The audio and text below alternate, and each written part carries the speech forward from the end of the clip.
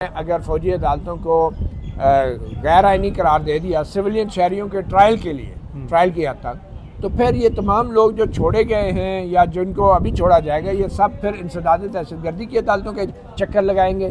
कानूनी तौर पे क्या पोजीशन आप? बिल्कुल, जो हमारी आइनी माहरीन से बात हुई, आप भी मालूम साथ थे मौजूद, वो यही कह रहे थे कि अगर ये ट्रायल जो है वो कलअदम होते हैं तो फिर ATC में इनके केस लगेंगे, फिर इनको सज़ा होगी।